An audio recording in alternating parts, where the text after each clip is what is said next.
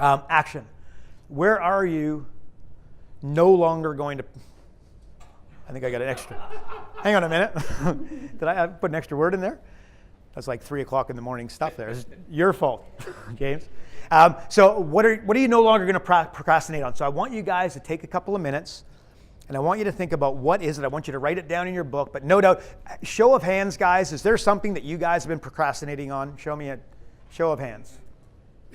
Yeah, pretty much everybody. So again, with your pen and paper, guys, I want to see you writing down what is it that you've been procrastinating on, and I want you to draw a line in the sand, and that's not going to happen anymore. Now, guys, what are you no longer going to procrastinate on? Because again, money loves speed. Whether you do it right, you do it wrong, perfection's just going to stop it from happening. What is it you've been talking about, thinking about, planning that just hasn't happened? Thing with me? Who's going to share something? Who's been procrastinating? I didn't write it down because I was procrastinating. I just fixed it before I came. It was to get a lead generator, someone that's responsible for getting appointments set up for me to speak to them. Love it. So you just pulled the trigger, you did it. How far into it are you? I've hired the person's working for a long time, so I just now have her doing the job for me.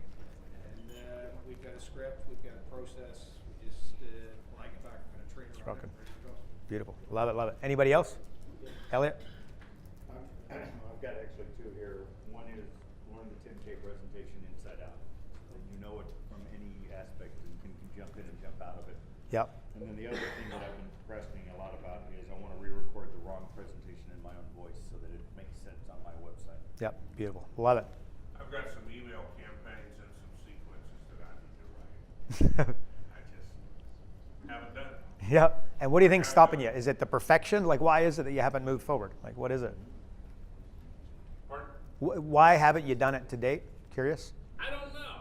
I think I like to do that kind of stuff. Yep. So I'm saving it.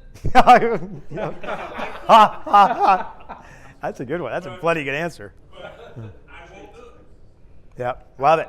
Okay, cool. So again, guys, at the end of the day, though, what have we been procrastinating on? Remember, money loves speed. Okay, so let's move in that direction. Okay, so standards. Basically, guys, look, you get your musts. You don't get your shoulds. Like, what do they say? You just should all over yourself. At the end of the day, you know, like your physical body is your exact must. Your bank balance is your exact must. The level of income you have right now is your must. Okay, so you get your must, you get your standard. So the trick is you got to find a way, like as an example, and I've done this a number of times with different clients, but like I've encouraged them to go buy a house that they can't afford, like not even freaking close, right? Like what's the max? Because in most, in the textbook, it's going to say, well, look, if you go and buy the biggest house and the one that the bank will give you the most money for, what's going to end up happening? Well, you're going to, go belly up and it's going to be a big nightmare unless we manage the state, we change the story, and then the strategy fits. Buying that monster house will be the best thing you ever did. And what happens every 10 years in the real estate market? If you don't include 2008, for you folks in America, right? But at the end of the day, it doubles every 10 years, right? So again, and if you look at, well, that's just what happens. Every year, apart from, there was one 10-year period, which was in the Great Depression, basically where real estate doubled every 10 years. And especially in the US right now with 2008, it's going to, it'll be like every 6.5, the rule of sevens, every seven, you get a 10% return every 7.2 years, you double your money, right? The rule of seven. But at the end of the day, buying that expensive house and then finding a way to pull it off could be, one of the best things that could ever happen. But it can also be a, one-way trip to go and belly up. You've got to make sure that the state and the story are matching up. Intensity and purpose. Again, you guys ever heard me talk about sales? There's a big difference between having a conversation and then having a pitch, right? When it's time to pitch, you gotta show up with a level of intensity. You gotta show up with a level of purpose. You gotta show up with an outcome in mind long before the phone call. And you got it, again, the voice needs to go up. The level of passion needs to come through your voice. You need to hear this stuff. And again, I think if you can go back to your why and think about the 250,000 people that go belly up literally every 12 months in America, and then you've got the opportunity. Remember, guys, truly, as a business coach, you are saving lives, you are saving marriages. Marriages break up tenfold over lack of money than they do lack of love. Okay, so we're a business coach. We step in and we help somebody build their upsell, downsell, cross-sell, build one of, like a funnel and have a back-end sales system. You're literally you're keeping kids off the street, legitimately. I want you to be thinking about that as you're making these calls. But again, and when you make these calls, that's what I want to be, to have coming out of your, and ideally, out of your, not just out of your voice, but out of your soul. Like I'm here to serve people. So then when a guy on the phone says, oh yeah, Karl, look, I've heard about this stuff and, business building and marketing, but I'm good. Bullshit, he's good. If he's 95% of North America, he doesn't have 2 months of income sitting in his bank account, right? So again, remember, there's sympathy and empathy, right? If you're on a boat throwing up, sympathy is me coming and throwing up with you. Empathy is bringing you a towel, a grab ball, rubbing your back, glass of water, putting you to bed, right? So when they say, oh no, I'm good, don't buy into it. It's a load of hogwash, right? And by the way, once in a while it's going to be the case, but 9 out of 10 times that's not.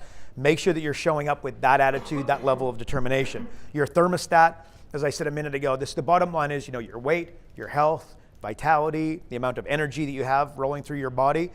We all have a thermostat. We've all heard the story of the guy who wins the lottery, and then what happens 5 years later? Broke with an addiction. And his friends that he had when he won the lottery are no longer his friends, by the way, or her friends, right? Why is that? Well, because they didn't earn the dough, the thermostat didn't go up. And in some cases it does, by the way, and they go on to live this incredible life with this amazing gift that was given to them through a lottery ticket or what have you. Right? But that is the 10%, not the 90%. Right? So again, making sure, just understanding, guys, that you guys, and this is the fundamentals, guys. These are the basics. This is not rocket science by any stretch. But the magic here, like Vince Lombardi, we perfect this stuff. We take it to another level. Things become exciting. How many times do you think, as a guy who coaches, I've spoken to somebody about running a webinar, running a seminar, and heard, I've tried that.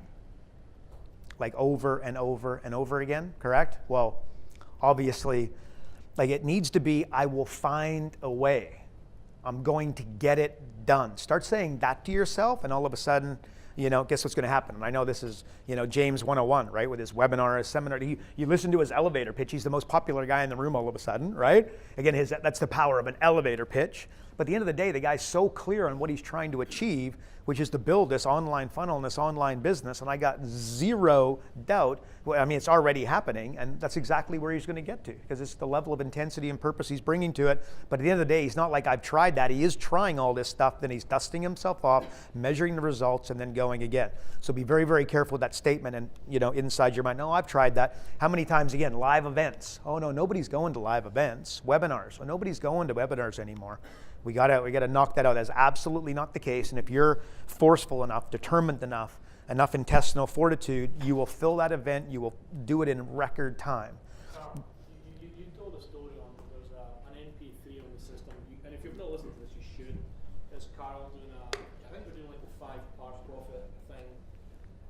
But you told the story, and I've started using this about Brett Favre. You pronounced his name wrong. People made funny of it. Yeah. Brett Favre in 2005 was the NFL leader in touchdowns thrown. He was also the NFL leader in interceptions. Yeah. The fact is that you get to the top by making a whole bunch of mistakes, right? This is it. So the guys that came in second just didn't throw as many as he did, but he knew he was going to get caught more than anybody else. He was also going to make more touchdowns. Yeah. I took that to heart. I'm like, you know what? Just try it. If it sucks, it sucks, but just get it done. I love it. And well, another decent example was the Major League, the playoffs are going on right now. Look, the best hitter in the entire league hits like 350, right? That means like 7 of 10 times roughly this guy misses the ball completely, right? Like he's striking out or he's running the first base like a doll, going, look, it's not, kind of just jogging so that a coach doesn't give him hell when he gets back to the dugout, right? It's over 7 of 10 times. So exactly to that point. Yeah, I love it. Brett Favre, Favre, am I saying it right?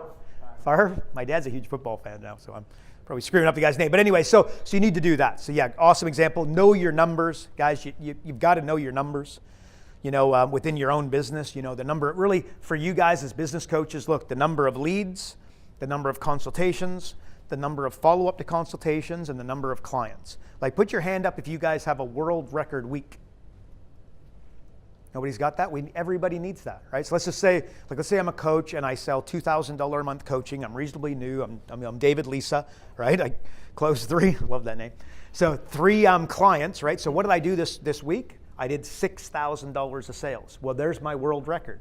Okay, and if you've got any, this room, no question, wouldn't be here if you weren't competitive as anything. You write down 6,000, but the trick is every week you've got to acknowledge your score, right? So then next week I don't sell anybody, I put a goose egg. And the next week I do 1 client and it's $2,000. Next week it's 2, it's 4. My world record is still $6,000. You write it down, and this is, try not to do it with your smartphone. In spreadsheet, I'd be doing this with your hands and a pen. I believe it to be significantly more powerful, but have a world record week. And by the way, build a world record week for your clients as well. Same deal. But at the end of the day, you need to know your numbers, guys, right? Like I remember sitting down with a business partner many, many moons ago, and we were just talking about $1 million. I'm like, oh yeah, that's $83,000. It's 3,000. What is it? It's $2,970 a day. It's $19,370, I think, a week, and then it's $83,333 a month. By the end of the day, like I basically knew what $1 million was, right? He's like, how the hell do you know that? And I'm like, I'm not really sure, but I want to make $1 million one day. So I kind of just took out a calculator one day, worked it out, and then memorized it, right? At the end of the day, you need to know, like, if you've got, 10 clients at $2,000 a month, that's $240,000. Like just knowing what I'm getting at here, I'm the guy who failed out of grade 8 math, right? My dad can attest to that. So anyways, but you don't need to be like some rocket scientist, and the numbers that you need to know don't need to be like, super duper impressive, but you need to know some generalities. And the ones, again, that you need to be, knowing and then also tracking are your own KPIs in terms of what it is that you're doing with your business. But there is no doubt, I remember hearing when I was a kid, my English teacher said that somebody's vocabulary, will go a long way in determining how much money they make. Right? Like, the number of big words and whatnot that they use type of thing. And I would take a direct correlation to that a business owner that knows his numbers got a significantly better chance of doing big numbers than one that doesn't, end of story. So I would start, not only learning these numbers, but also measuring these numbers and then refining as you're going. I think a great way for you guys to do it, this is the way I did it as a business coach. I just tracked every single week my world record. And then, I did $6,000, and then I did $8,000, and I did $10,000, and it kept going up and up and up. And my world record kept getting broken, and I felt great. Elliot? It's interesting you state that, and I've done it, or in the process of doing it and stuff, partly because I'm in temporary housing right now. But if you go into any car dealership, into the general sales guy's office, whoever is responsible for all the salesmen, all of the sales managers on, you will see a whiteboard, and everybody's name there, and everybody's sales by day, what they're expected to do, or in some way. So that, and it's not just peer pressure. The company knows what you're doing, it's so that the sales guys are pushed. And they want to be at the top of the list, right? Exactly. Look, there's 4. Bonus for the top of the list. I tell you guys, there's 4 things that motivate staff: rank, recognition, prizes, and then money. And then money is the last one, by the way. So we're talking about here is competitive instinct, right? So again, that without question, I got no doubt that, and I've seen that. I know exactly what you're talking about. Same thing when selling advertising. There's a leaderboard. Who doesn't want to be the top of the leaderboard?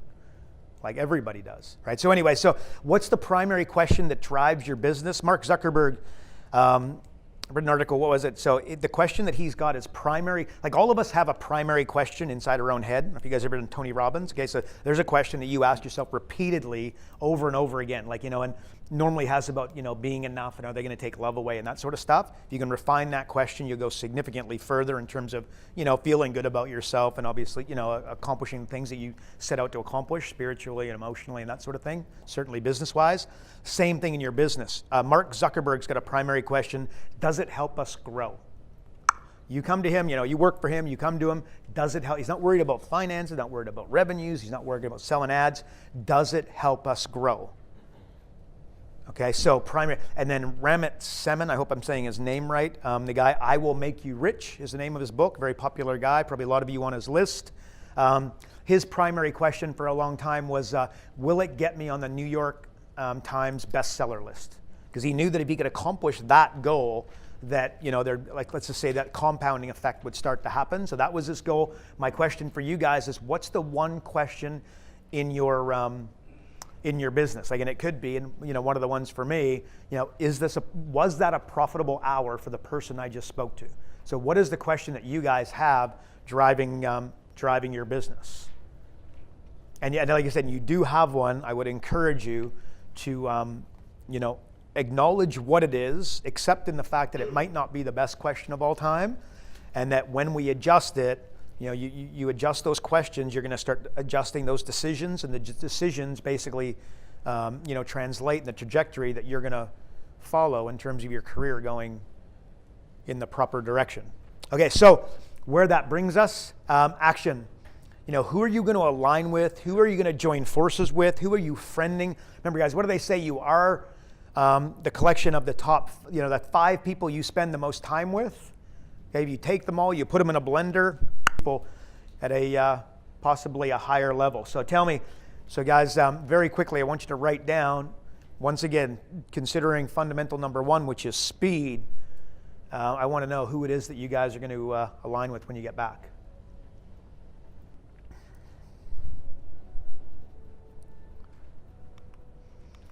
Okay, so now moving on to the third fundamental, influence. Okay, so it puts it, guys, hands up if you own a sales company. Guess whose hand should be going up? Everybody's, right? We're all in the game of sales. In fact, you want an example of that? You ever been on a date? Is that sales? Do some of us have to sell a little harder than others? Most definitely. Okay, so basically, guys, you're in the game of sales. Comes back to kind of that intensity and purpose. Again, when you understand that, everything that you're doing is a big sales game, including, convincing the kids to brush their teeth and go to bed and that sort of stuff. It's just sales 101. So acknowledging that, being proud of that. Like when I automatically, if I would have done it, you've all seen this, no doubt, where you say, look, you think of a salesperson, I automatically think of somebody who's selling insurance and some sort of sleazeball or something like that. It's like, used car sales guy. Like, are you kidding me? We're the influencers of the world. You're in the game of sales. You're in the game of influencing, right? You want to make a dent on the world. You want to, basically, elevate the consciousness of the people around you. Go into the game of influencing, and influencing is just sales 101, right? So again, be proud of it. Goes without saying. If you want to get better at sales, guys, concentrate on this, your offer. Okay, you guys have probably heard me say this at one stage, but change your offer, change your life. Okay, you adjust that offer and things will go, like as an example, guys, the 45-minute turnaround, right? So my name's Karl. I do 45-minute turnarounds. I guarantee to find any small business owner $10,000 in 45 minutes without spending $1 on marketing or advertising. Again, I haven't memorized, I didn't work that out until I got it right. I've memorized it until I can't forget it.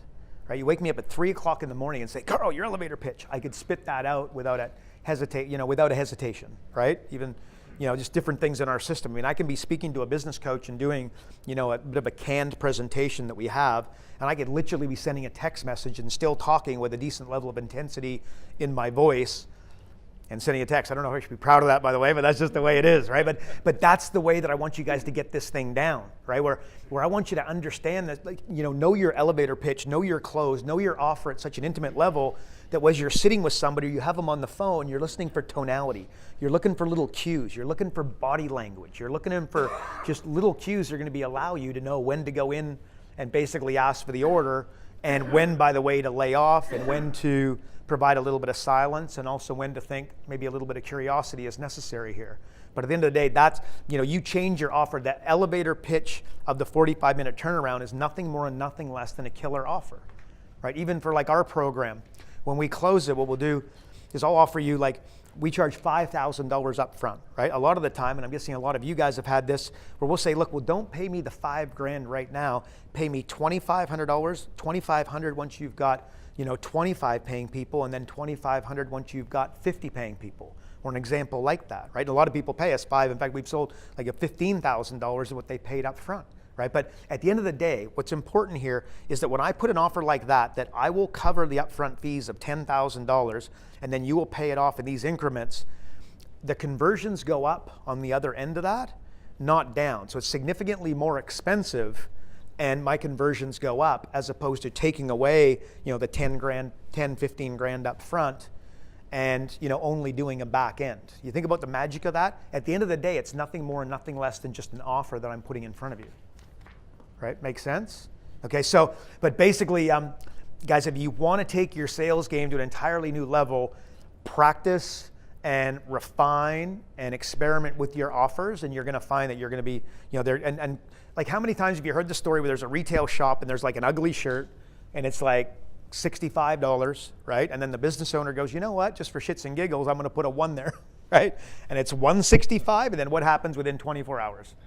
The thing runs out the door because somebody walks in and goes, holy smokes, it's $165. This must be the most amazing system of all time, or the amazing shirt of all time, right? I got to get it out of here quick before somebody else snaps it up. So, adjusting with, or playing with these sorts of things will, without question, will take your sales game to another level, but your ability to influence. Because if you can't close the deal and you can't convince these guys to jump on board with you, you're not going to be able to influence them. You're not being able to, follow through. Think about what your why is. Be able to influence those 250,000, family men that are family women, mums and dads that are coming home and having to explain to their kids why the business cards are no longer valid. You adjust that offer, you're going to be able to influence some more folks. Target ideal clients, talked about that continually over the mastermind group that we just did a little bit earlier. You want to be going to clients that can afford you. Let me tell you, for you guys, you want to hit multiple 7 figures with your coaching company, target clients that advertise. That's the perfect place. When I used to fill boot camps and whatnot, if they're advertising, they're recognizing a need, they're actually parting with, some dough at the end of the month, and, exchanged a credit card with somebody to go through. So your ideal clients are normally advertising. And again, like, if you want a niche, we talked about it a little bit earlier, create a value proposition where there is no price competition at all. That's the most beautiful niche. But also, where do you have passion? What are you good at? Where do you have experience? What have you, when you sit down with somebody, like for the rest of my life, I'm gonna be able to say, I built a $5.5 million coaching company. Right? I used to do $400,000 a month in new small business coaching clients. Well, I coach coaches for a living, right? Again, that, the ability to be able to say that makes me an organic fit for the niche of business coaches and folks that are wanting to get into business coaching, right? So when you're finding your niche, your ideal clients, when I'm also finding a niche, and if you guys are thinking about this, and I know a lot of you are, the other thing that I like to target and encourage you guys to think about targeting is like a niche where you can get people started. Okay, so like as an example, a chiropractor, you ask somebody if they're like a business coach, if they want a niche, they'll say chiropractor and dentist. Like almost with insane consistency, right? So, which is fine. But the idea is I don't necessarily want to go to the dentist because what's in the way of, him basically deciding to be a dentist and then all of a sudden putting up his shingle, like 8 years of school, right? So that's not a good thing. You guys want to become a business coach and you're a high-flying salesperson, in 90 days I can have you up and cranking. So what I'm getting at there with your